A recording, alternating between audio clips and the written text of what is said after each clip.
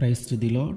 ఈరోజు దేవుడు మనకి ఇచ్చినటువంటి వాగ్దానం ఏంటంటే మత్తయి సువార్త 5వ అధ్యాయము 6వ వచనం, నీతి కొరకు ఆకలి దప్పులు గలవారు ధన్యులు, వారు తృప్తిపరచబడుదురు.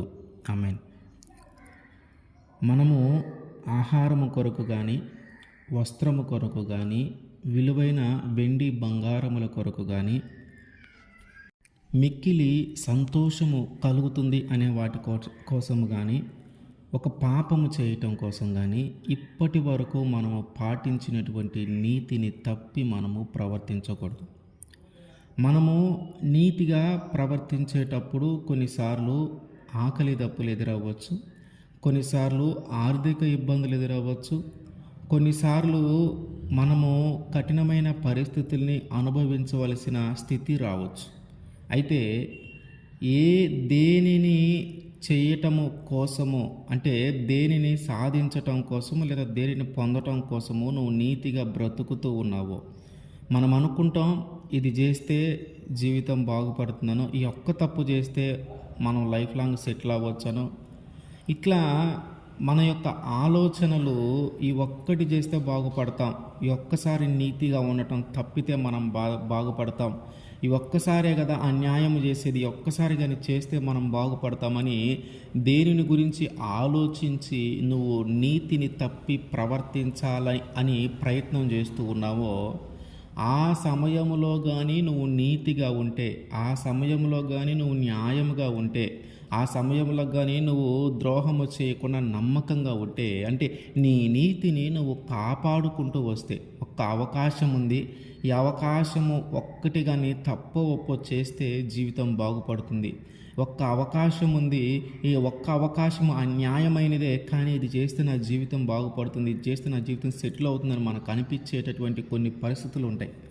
అటువంటి స్థితిలో కూడా మనము నీతిగానే జీవించటానికి ఇష్టపడితే, అటువంటి పరిస్థితుల్లో కూడా మనము మన నీతిని కోల్పోకుండా కానీ మనము నిలవబడగలిగితే, దేనికోసమైతే నువ్వు నీతిని వదులుకోవాలని ప్రయత్నం చేశావో, దేనికోసమైతే నువ్వు న్యాయాన్ని పాటించకుండా అన్యాయము చేయాలని ప్రయత్నించావో, నువ్వు కానీ నీతిగా జీవిస్తే తిరిగి దేవుడు వాటన్నిటిని నీ జీవితంలోకి తీసుకుని వచ్చి నీ జీవితాన్ని సంతృప్తికరంగా చేస్తాడు. యోసేపు ఐగుప్తు దేశానికి తీసుకొని పోబడిన తర్వాత పోతీఫర్ ఇంటిలో ఆయన ఒక పనివాడిగా ఏర్పాటు చేస్తే, అక్కడ దేవుడు అతన్ని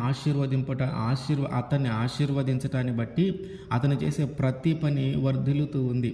ఈ క్రమంలో ఆ ఇంటి యజమాని ఏం చేశాడంటే, ఆయన తర్వాత ఆయనే అధికారిలాగా ఆయన ఏర్పాటు చేశాడు పోతీఫరు.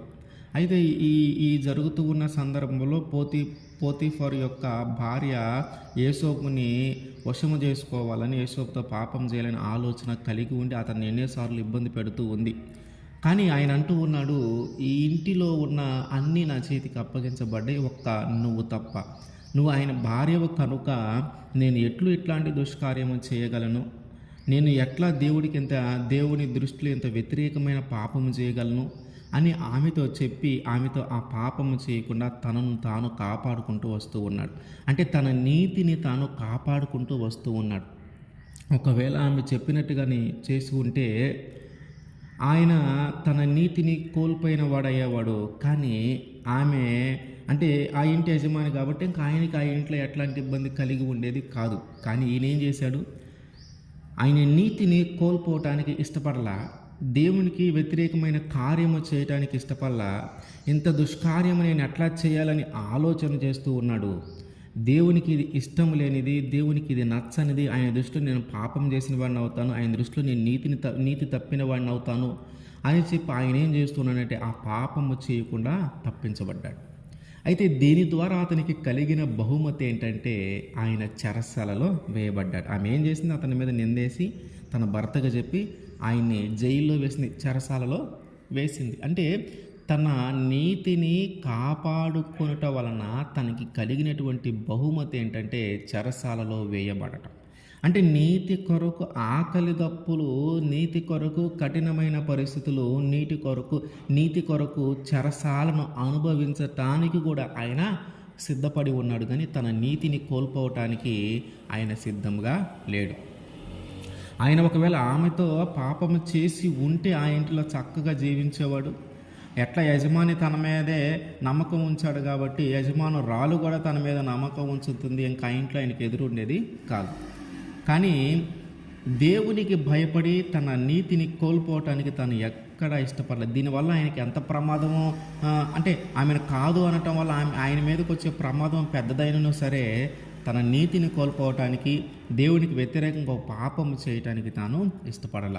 తన నీతిని కాపాడుకొనిన సందర్భాన్ని బట్టి అతనికి కలిగిన బహుమతి ఏంటంటే చెరసాలలో వేయబడ్డాడు. అది కూడా తాను ఇష్టపడ్డాడు.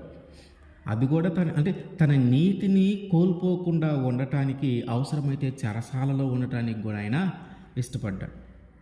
చెరసాలలో ఉండిన తర్వాత ఫరో దగ్గర పనిచేసేటటువంటి పానదాయకుల అధిపతి, భక్షకారుల అధిపతి ఇద్దరు కూడా ఒక తప్పు చేయటాన్ని బట్టి వారిద్దరూ చెరసాలలో వేయబడ్డారు. వారు కూడా వీరిద్దరిని యోసేపు ఉన్న ప్రదేశంలోనే ఉంచారు.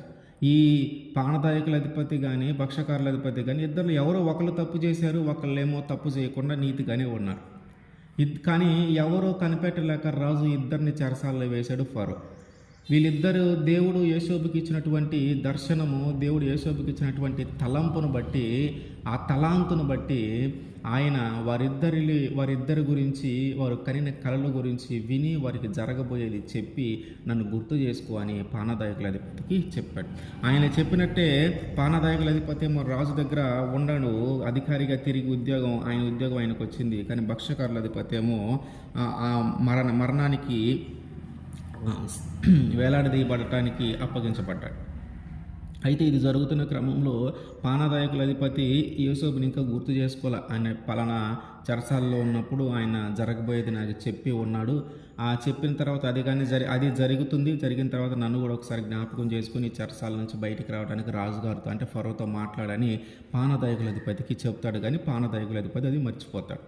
ఈ క్రమంలో రాజుకు ఒక కళ వస్తుంది.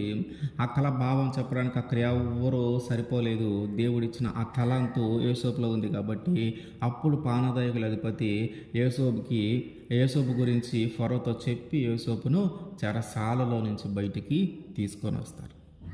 యోసేపు ఫరో దగ్గరికి వెళ్ళటానికి ముందు దాకా చెరసాలలోనే ఉన్నాడు. తాను చేయని తప్పుకు, తాను చేయని పాపముకు శిక్ష కొన్ని సంవత్సరాల తరబడి అనుభవించాడు ఆయన. అయినను సరే ఆయన తన నీతిని కోల్పోవడానికి ఇష్టపడలేదు. ఇప్పుడు ఏమైందంటే, ఎప్పుడైతే ఫరో దగ్గరికి వచ్చాడో, ఫరో దగ్గరికి వచ్చిన తర్వాత ఆయన యొక్క కలభావాన్ని వివరించి చెప్పటం జరిగింది. ఆ వివరించి చెప్పిన తర్వాత దానిని చేయగలిగినటువంటి శక్తి ఇక్కడ ఎవరికి లేదు. ఇదిగో దేవుడు నీకు తోడుగా ఉన్నాడని నేను నమ్ముతూ ఉన్నాను కాబట్టి ఇదంతా జరిగించాల్సింది కూడా నువ్వే అని చెప్పి ఆ కరువు సమృద్ధి, 7 సంవత్సరాలు సమృద్ధి, 7 సంవత్సరాలు కరువు, ఆ కలల భావము, వీటన్నిటినీ సమకూర్చి చక్కగా జరిగించాల్సిన ఒక నాయకుడు కావాలి. అది ఎవరి వల్ల కాదు, అది కేవలం నీ వల్ల అవుతుంది, ఎందుకంటే దేవుడు నీకు తోడుగా ఉన్నాడని చెప్పి ఫరో గుర్తించి యోసేపును ఆ దేశమంతటి మీద రాజు తరువాత రాజు అంతగా ఏర్పాటు చేశాడు. ఇప్పుడు యోసేపు యొక్క స్థితి ఏంటంటే, ఫరో ఉన్నాడు కేవలం ఒక వ్యక్తిగానో ఒక బొమ్మలాగా ఉన్నాడు, కానీ మిగతాదంతా కూడా యోసేపు చేతిలోనే జరుగుతూ ఉంది. ఇంతకుముందు ఒక ఇంటిలో ఒక అధికారి ఇంటి మీద అధికారిగా ఉన్నాడు. పోతీఫర్ ఇంటిలో ఒక అంటే తన కుటుంబం మీద యజమానుడిగా ఉన్నాడు. ఇప్పుడు అక్కడ నీతిగా ప్రవర్తించటాన్ని బట్టి, తన నీతిని కోల్పోకుండా ఉండటాన్ని బట్టి అవసరమైతే చెరసాలను అనుభవించటానికైనా సిద్ధపడ్డాడే కానీ తన నీతిని కోల్పోవటానికి సిద్ధపడలా. నీతిని కోల్పోవటానికి సిద్ధపడకుండా చెరసాలకు సిద్ధపడినటువంటి వ్యక్తి యొక్క జీవితం ఇప్పుడు ఎట్లా ఉందంటే, దేశము మీదే ఒక ఉన్నతమైన స్థానము, ఫరో తర్వాత ఫరో, రాజు తర్వాత రాజు అన్నంత స్థానంలో దేవుడు ఏర్పాటు చేశాడు. ఎలా జరిగింది? చెరసాలలో ఉండటం ఏంటి? ఆ ఇద్దరు పానదాయకుల అధిపతి, భక్షకారుల అధిపతి చెరసాలకు రావటం ఏంటి? వారికి కలిగినటువంటి దర్శనములో యోసేపుకి చెప్పటం ఏంటి? యోసేపు చెప్పినట్టు అట్లాగే జరిగి తిరిగి రాజుకు ఒక కళ రావటం ఏంటి? రాజు కళ చెప్పగలిగిన రాజు కళకి భావం చెప్పగలిగినటువంటి వ్యక్తి యోసేపు అని పానదాయకుల అధిపతి ద్వారా ఫరోకి తెలియబడటం. ఇట్లా ఒకదానికొకటి లింక్ అయి ఉండి యోసేపు తన నీతిని కొనసాగించినందుకు, తన నీతిని విడవకుండా గట్టిగా పట్టుకున్నందుకు దేవుడు ఆయన్ని ఒక గొప్ప స్థానంలో, ఒక ఉన్నతమైన స్థితిలో ఉంచాడు. ఒకవేళ ఆ రోజు ఆ పోతీఫర్ ఇంటిలో ఉన్నప్పుడేమో నా ఈ ఉద్యోగం పోతుందేమో, ఈ అధికారం పోతుందేమో, ఈ ఇంట్లో నేనే కదా గొప్పవాడిని, ఇంట్లో నాకే కదా అన్ని అప్పగించబడి ఉన్నాయి, కనుక ఈమె చెప్పినట్టుగానే చేస్తే ఇంకా బాగుంటుందేమో, ఇంకా నన్ను మంచిగా చూసుకుంటారేమో అని ఆలోచించి ఉన్నడితే తన జీవితం అక్కడే నాశనం అయిపోయి ఉండేది. ఒక చిన్న ఇంటిలో అధికారిగా, ఒక చిన్న ఇంటిలో గొప్పవాడిగా ఉన్నటువంటి వ్యక్తిని ఒక దేశము మీదే అధికారిగా దేవుడు నియమించాడు. ఒక దేశము మీద ఉన్నతమైన వ్యక్తిగా దేవుడు నియమించారు. తన నీతిని కోల్పోకుండా గట్టిగా పట్టుకున్నది. కనుక నీతి కొరకు మనము పోరాడేటప్పుడు, మన నీతిని కోల్పోకుండా ఉండటానికి మనం ప్రయత్నం చేసేటప్పుడు కొన్నిసార్లు ఆకలి దప్పులు ఎదురవుతాయి, కొన్నిసార్లు ఆర్థిక పరిస్థితులు ఎదురవుతాయి, కొన్నిసార్లు అవమానాలు ఎదురవుతాయి. ఇవన్నీ మన జీవితంలో జరుగుతూ ఉన్నను ఏ రోజు కూడా మనం నమ్మినటువంటి నీతిని, మనం పాటిస్తున్నటువంటి నీతిని మనము కోల్పోకుండా, వదిలిపెట్టకుండా దానిని గట్టిగా పట్టుకోవాలి. అప్పుడు దేవుడు తిరిగి మనల్ని సమృద్ధిగా సంతృప్తిపరిచే జీవితాన్ని ఆయన మనకి అందిస్తాడు. ఆమేన్.